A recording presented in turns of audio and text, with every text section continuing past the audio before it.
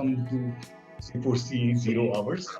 I'll just quickly introduce our listeners or say our viewers about the Dr. Shroff Charitable Institute, and then I'll formally introduce you as well, like how you necessarily do it.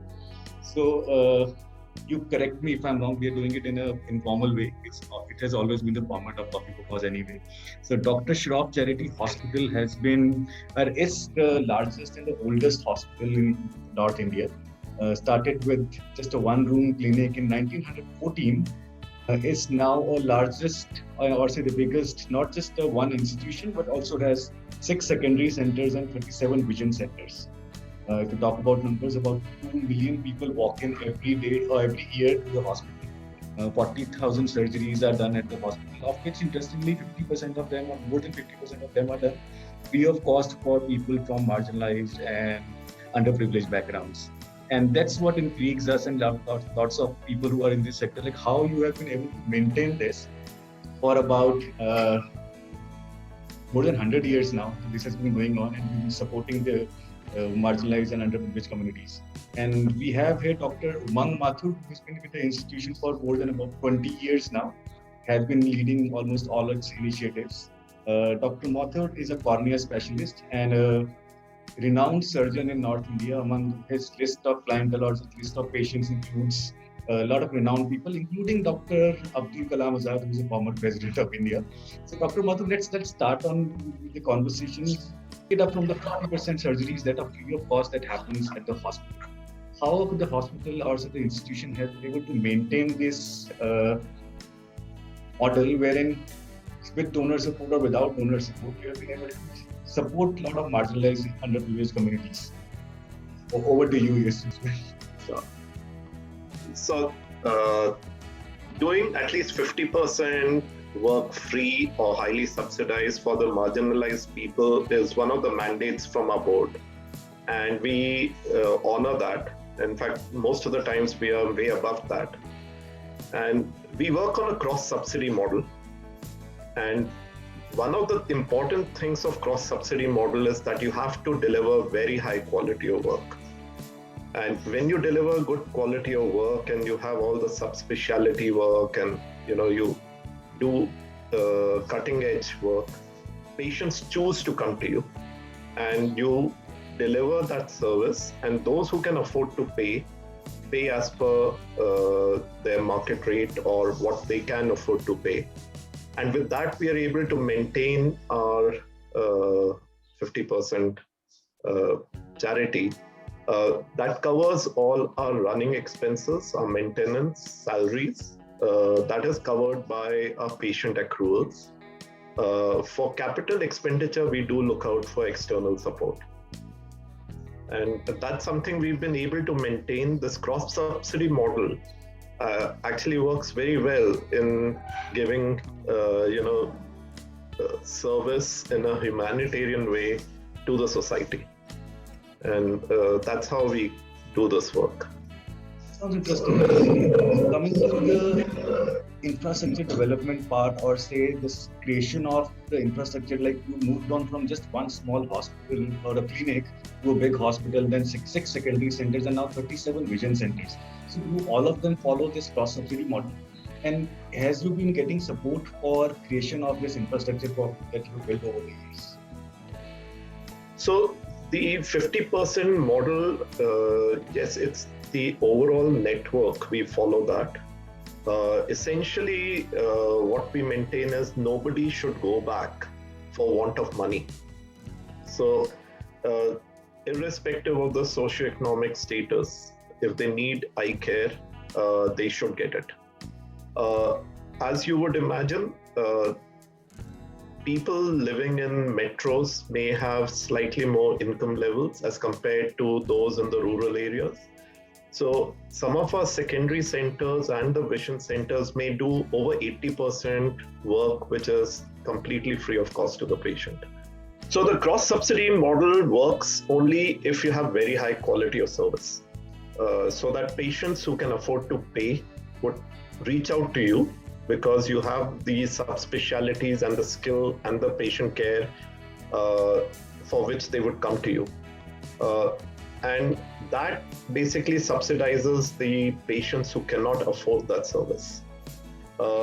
And this service, irrespective of whether they can pay or not, whatever kind of specialty, complex surgeries the patient requires, we do not differentiate. If a person needs a surgery to save his vision or improve his vision, whether they can afford or not, they would get that. You would imagine that in big cities, metros, there's higher paying capacity as compared to the rural areas. And in some of our centers, most of our rural centers, we would be doing close to 75 to 80% of the work would be completely free or very highly subsidized. And that is basically the fundamental reason why we exist. That's the mission of the hospital. So we continue to pursue that.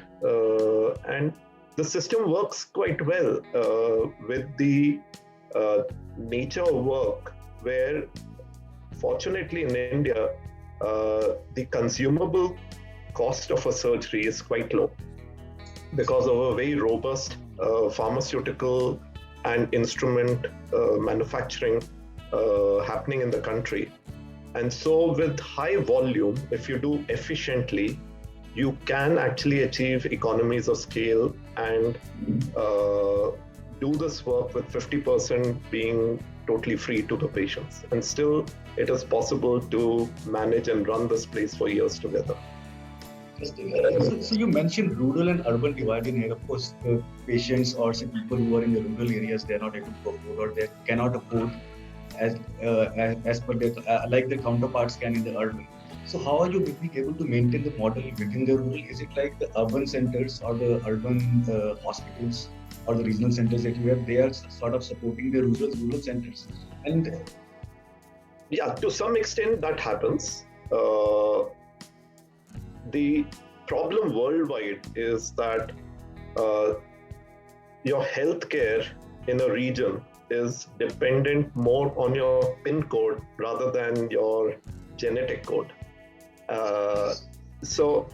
And that is to a large extent because the number of healthcare providers in a region determines the quality of healthcare in that region.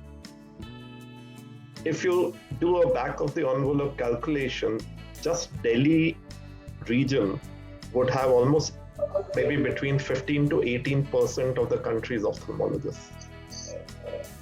But as you go, say, 100, 200 kilometers beyond Delhi, the situation changes. Most of the districts of, say, UP would have a population of something like 30 lakhs. And many districts would have maybe none or just a couple of eye doctors. And so the quality of care that they receive is generally very poor. It is not always because they can't afford. Access to healthcare is very poor. And COVID hasn't made it any easier for them because travel has become even more difficult. And so they present very late, they lose vision. So it is very important that we strengthen the healthcare, eye care infrastructure in rural areas. So one of the ways we found to do it is by having local engagement, especially for training and then employing rural paramedics. Also, as doctors, as part of their training, and when they become good at their work, as part of that, they spend a significant amount of time in rural areas and then continue working there for some more time. And that's how we are finding it possible to man these centers. But the most critical part, almost 80% of our staff in these centers are local, whom we've been able to train, and they're able to deliver good quality of care locally. Interesting. This model that you've created, I don't think anybody is following this model. You're just not taking the rural healthcare or say eye care infrastructure per se into the rural, but you're also employing the locals into the system and they are becoming healthcare paramedics. And then there is another problem of, say, not having enough ophthalmologists in the rural areas. That's for that also these regional centers work as a solution, because ophthalmologists then, as part of their fellowships, they are working within those centers and treating the rural population. Right. That's correct. Now, sustenance of this sounds quite tricky, because you have to have ophthalmologists there, you have to train those paramedics there. So there are a lot of costs involved in this. And the cross subsidy model, which is only sustaining our centers, cannot help in supporting trainings of the ophthalmologists, stipends for the paramedics, or say the fellowships. I'm sure they also get paid when they're working, the doctors that come in there. So how does that model work? You're right. It's not easy to sustain this. It's a constant battle. We do have good partners who support some of this work. So training of paramedics,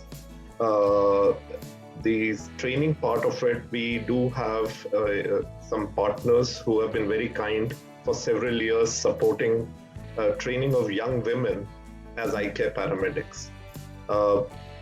Actually, this training young women as eye care paramedics ticks many boxes of how you can improve, the social issues in the society. At one level, of course, they are bringing in efficiency and access to rural areas. They make the system very efficient, having healthcare paramedics. But also, you're giving local livelihoods, women empowerment, and the whole ecosystem improves because of that. They are also very engaged with the local societies. So because of them, there is a lot of spread of awareness of the center. And so there are patients who access this. And more than anything, I think it's very fulfilling to see how they mature and what a change in personality this brings in these young women. They become very confident, they become independent. In their minds, we interviewed and we found that marriageable age, which they thought was at 20, has shifted to 24, 25. Even in their families, the respect that they have now is much higher. So much so that this job that they have once they get trained is probably the most important job in their family. That some of the families have moved in from another town so that they continue working there. So it's created, a lot of things have improved because of having local paramedics. Of course, getting doctors is not easy locally.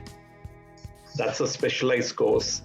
And doctors, after a point, want to settle maybe somewhere closer to where they come from, or they often would like to settle in big cities. And so that remains challenging. Part of the solution that we found is that we've built in a system of training our young doctors, and while they learn, they serve. And so it's a win-win. Most of these doctors have done good post-graduation, but not had enough experience in hands-on work and surgical skills. So we first do very intensively supervised surgery training. Then under supervision, they start performing surgeries, and then there are seniors always available, and they start doing a lot of high volume work, which in return improves the eye care condition in that region. So how long does a doctor stays when he's training at a regional center of ours? At least 2 years. Of that 2 years training, you can say about 16 months or so they would be in the rural areas. But many of them enjoy being there and continue working in that center for a few more years. And that's how we maintain this whole cycle of having enough doctors in these centers. Sounds very interesting. So you have actually found a solution of not just taking the ophthalmologists there, but also creating paramedics from within the community at the grassroots, at the rural areas. And then, of course, they also become the ambassadors of Shroff Charity Hospital, and not whichever community they are coming from. So people also walk into the hospital for treatments, get surgeries done. That's correct. The other thing I would like to mention is this concept of a vision center. So most of these hospitals would be either at the district level or a reasonably large block headquarters. But these places are spread out, and so we need to provide primary care closer to where the patients live. And so there's a concept of a vision center, which is like a primary eye care center. So these are clinics which have basic examination equipment, and these eye care paramedics are trained to do vision testing, refraction, to know whether you need spectacle and what kind of a number you need. They can do a basic eye examination to pick up diseases like cataract, glaucomas, and other corneal pathologies. There's a spectacle dispensing in that unit, so they can actually give spectacles. And there's a whole referral system to the surgical center where there is a doctor. So these vision centers are around between 30 to 50 kilometers from a surgical center, and they become the primary feeders to these surgical centers. So each surgical unit has about 8 to 10 vision centers linked to them, and these become the primary care providers. We are now trying to go one step lower to do even door-to-door screening at village level. And those who have an impairment or vision or some problem get referred to the vision center. The vision center also has teleophthalmology. So if they need to consult a doctor, they can send an image and the doctor can report back whether it's an urgent referral or there's something that can wait. Is it like a common number that's given out to the communities and they can just keep sharing pictures or say get So the vision technician would basically be sending these pictures. But you're right, we are going to that level itself, that while they're doing door-to-door screening, we are exploring the possibility of sending a picture from a mobile phone directly from there and getting a consult. So, so this way we feel that we'll be able to provide primary care at the grassroots level. Also, COVID has actually sometimes in a crisis when you explore more possibilities, and because screening camps have been banned because you don't want gatherings together, we are reaching out to people, including children and adults, through a door-to-door process. And so the paramedics who are going to the trained paramedics, they are going door to door and doing screening. Yes. Interesting. Dr. give me an overview of the scene, or probably not of just of India, but you're primarily present in North India. How is the eye care scenario as such? I remember there was this something called Vision 2020 program where we were looking at almost eliminating the blindness, etc. I think that was the target of it, but it was never achieved. So what is the problem as of now? Though you are at present at many locations and doing a lot of treatment, but there is a lot of scope and there is a lot of need. I think we're still a drop in the ocean, considering the population we have in this country. So at one level, India is at the forefront of finding solutions for eye care needs in the society. And the world looks up to India for that. And we have excellent models of delivering eye care from primary care to a surgical unit like this. India was also the first country in the world to have a national program for prevention of blindness. Way back in the 70s that this was launched. And so eye care has been quite on the agenda. And I would say that after maybe immunization, the next best thing that we've done in healthcare would be eye care. And they are good models of delivery. Unfortunately, it's not uniform across the country. Southern states have definitely done much better than North India. And North India has all these Bimaru states where the governors have not been very good, and population density being very high. UP, Bihar, West Bengal, Chhattisgarh, Jharkhand, Madhya Pradesh, Odisha, Rajasthan. These are the states which really have the most need. And the eye care infrastructure has not been too great here. There have been some changes in the last decade. I think there are good eye care providers that have come up, but the problem is huge, and so we need all these resources to take care of it. So almost 1 to 1.5% of the population has vision impairment. You mean the 1.5% population of the entire country has vision impaired? Yes. They need treatment on a regular basis. And it will be like weird to ask, but how much of it is in North India? I don't know if the numbers are there. Even how much would shops have been but there is something called as a cataract surgical rate, which is available for each district. And cataract surgical rate is the number of cataract surgeries performed per million population. And some states down south are very close to the western number. While if you go to some of these districts in North India, we are at par with sub-Saharan Africa. So there is and even within a state like UP also you can't generalize. Like Gautam Budh Nagar, Meerut would be doing reasonably well, but you go a few districts further, Badaयूं, Farrukhabad, Lakhimpur, and the situation changes. So it's important to take care of and do study-wise and find areas which need more help. Find areas which need more help. I'm sure you must have identified some areas that need some more help, and you should be having some plans. I'll want to know about those plans, the areas that you've identified, and also you can also mention several partners who have already supported several initiatives of yours and how they have been impactful and how partners who are supporting you also gain from this initiative. Yeah.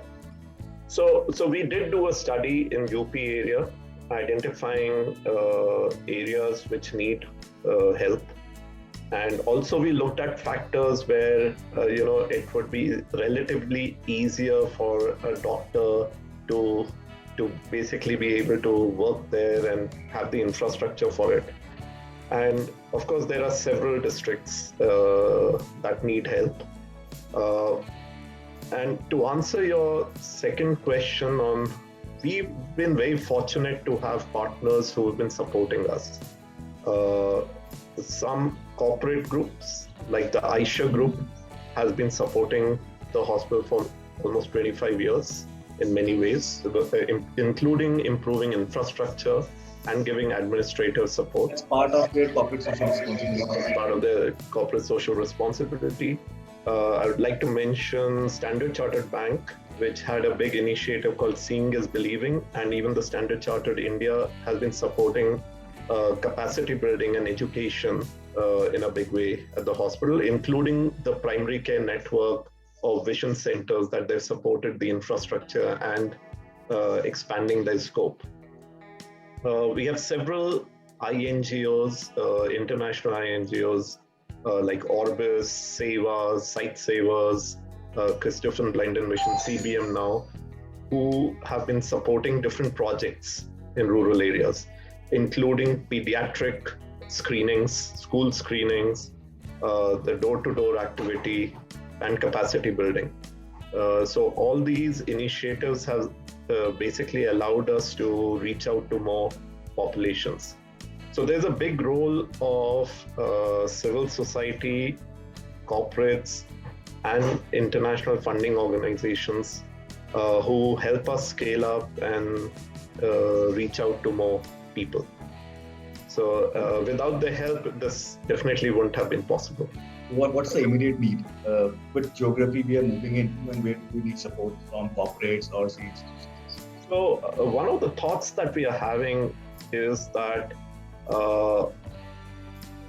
we need to be supportive to doctors. Many young doctors have a spark to do something good for the society.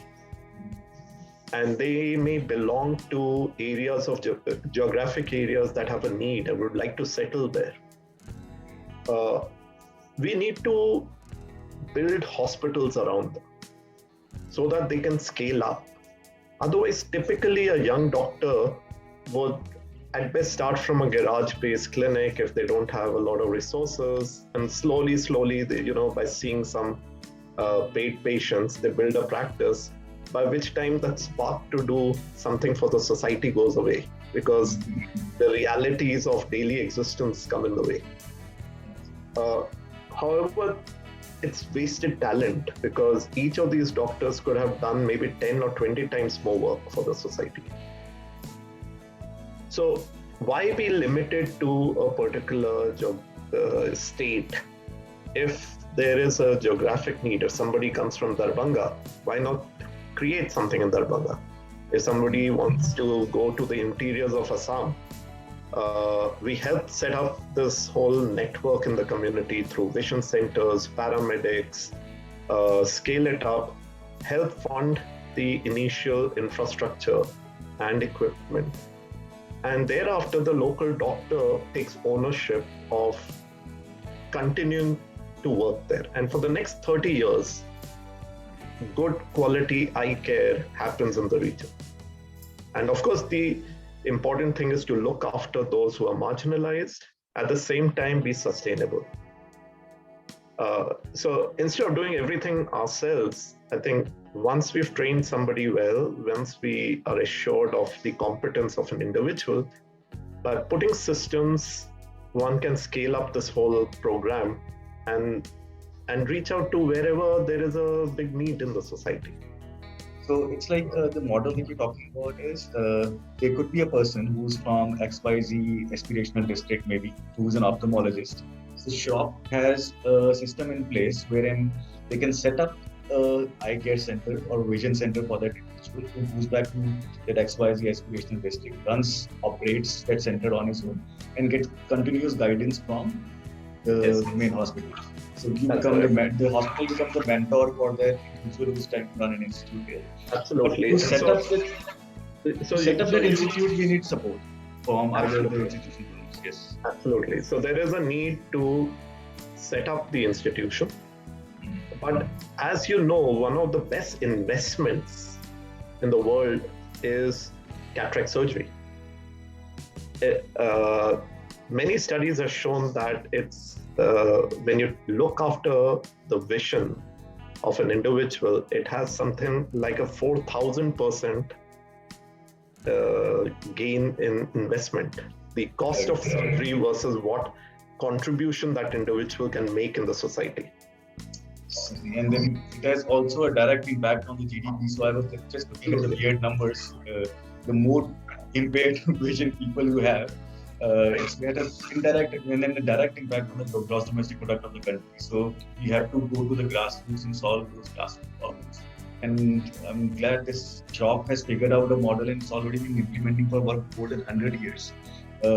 Any message or say some thought that you would want to share with the institutional donors, with the corporate donors who are, because what we have understood is like the conversation that we are having, it's from your knowledge that we get to know this is the need and this is the area of investment. The donors wouldn't know much about. So I'll just give you my example. Like if I start, because we engage with a lot of corporates and we talk about corporate solutions, areas they should invest in. So a person who's making a decision around CSR, he has to be able to understand where he's investing and how it is going to make an impact out there. The donors say, how do we donor education is necessary in this space. So something for them to understand, like how they can engage with Shroff, how they can invest their CSR money in your various initiatives, and what are the best ways to reach out to you or how you should use it.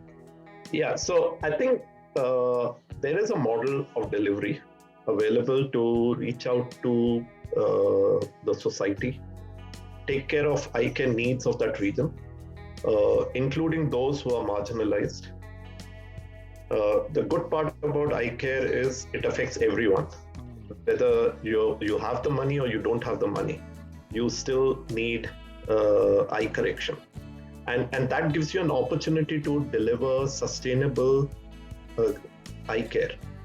And if you set up units which are in areas of need, there is a system available that long term it would be sustainable, provided there's good initial funding for the infrastructure and equipment. There is a big need to train local people as eye care paramedics, and having those paramedics not only improves the eye care and healthcare in the region, but you're also providing livelihood to hundreds of people. And together, I think improving eye care improves the overall economy, and also the livelihood that you're creating, the jobs you're creating in these areas will go a long way in improving the quality of life in that region. The bottleneck right now, I would say, is that we have the technology, we have the consumables, we have the methodology to train individuals. However, there needs to be investments in infrastructure to set up these moderate size hospitals in areas of need. And I would basically explore that as the biggest need that we have, and whatever support we can get in capacity building as well as the infrastructure to open more surgical units, I think will be very useful. By capacity building, you mean trainings of paramedics and training of ophthalmologists and fellows? That's correct. Very interesting. Give me one example of a successful model that's already running on this with a corporate support or a donor support. Any area, any anecdote that you can share from that area? Yeah, so we in our system we have two such hospitals. So we have a hospital in Lakhimpur Kheri district of UP, which is one of the largest districts of Uttar Pradesh, where a local philanthrope who runs a large unit that makes surgical consumables provided the land as well as subsequently made the building, including brand new operation theaters, and has been continuously providing support for upgradation of equipment. This hospital is one of the only eye care provider in that district, and we have been constantly doing something like 7,000 to 8,000 surgical procedures annually. We have 8-10 vision centers in the region, and so we are providing primary care. We're doing a lot of screening in the villages and looking after the communities there. So this one unit with this initial support today is providing care to the community and would hopefully continue to do so for the coming years. Another hospital in Vrindavan with the support of Standard Chartered Bank and a local philanthrope who had a large hospital. The local philanthrope provided the infrastructure, while Standard Chartered Bank supported the equipment for the place, and Shroff provides the technical support in giving service. And with that, again, we have created today an advanced tertiary care kind of hospital in Vrindavan, doing not just cataract surgery, but pediatric surgery, retinal surgery, corneal transplants in that region. So, and again, with primary care screening projects through which we are doing school screening in the region, a very large section of the society gets covered through these hospitals. Have you already identified a few more areas to set up or say replicate these models in those geographies? Yes, several districts of UP, we would like to extend the service and create similar infrastructure so that we can look after at least 2-3 districts with one surgical unit. So we have a few districts in mind that are in need. We are happy to look after them and scale up this initiative. We're talking about all the centers which are already running, we can scale them up. And there's also a scope of putting up new centers in new districts that you're already in. That's correct. So, yeah, Dr. Batu, you're steadily scaling up. There are so many vision centers coming up, and then there are regional centers that you're going to build up again. How do you ensure that quality of service that is at the regional centers or at the main hospital is being ensured at the regional centers or the vision centers as well? And what is the governance structure like? How do you have a control over those areas? That's a great question. I think, like I mentioned in the beginning, I think providing quality of care is critical to the success of this initiative. It doesn't matter whether you pay or you don't pay. Everybody needs to get a good outcome after surgery. So we have a very robust quality assurance system.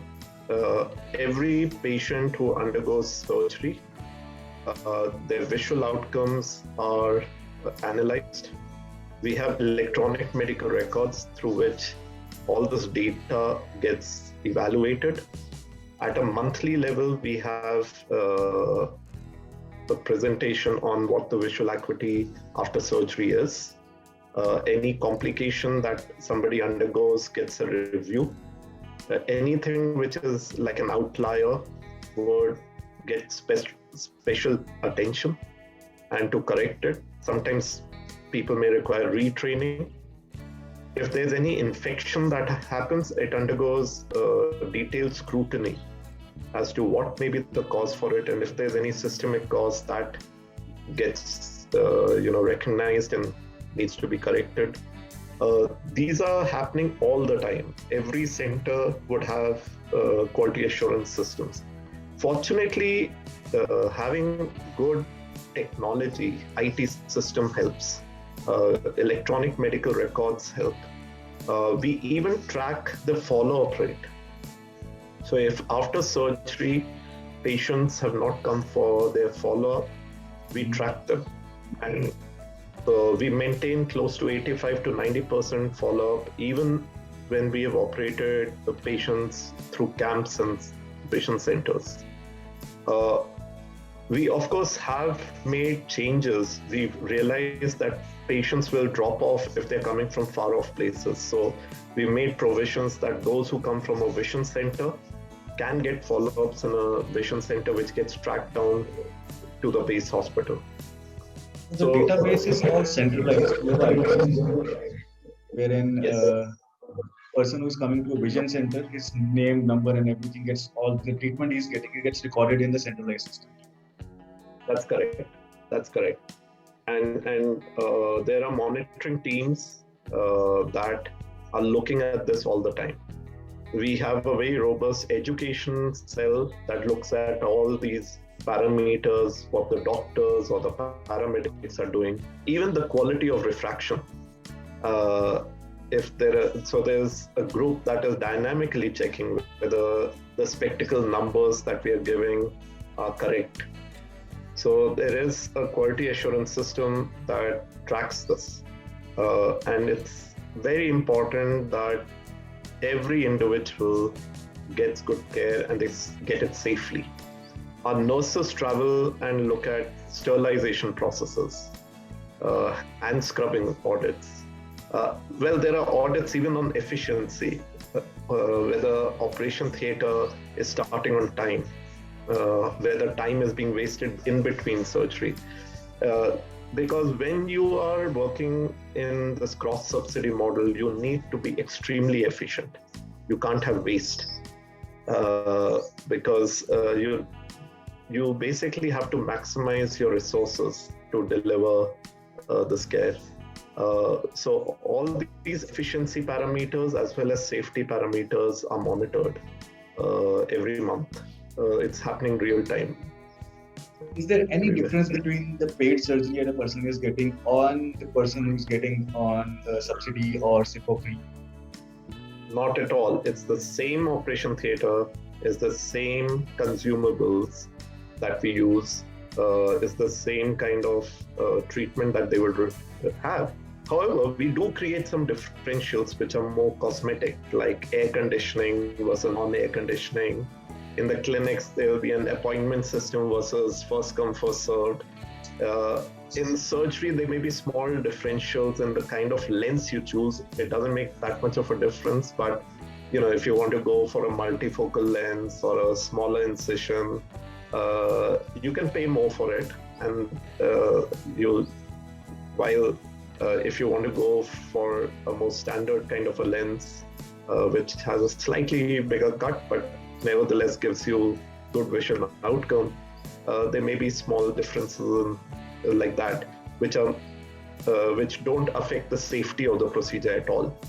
So anything that may jeopardize the safety will be exactly the same, irrespective of who it is.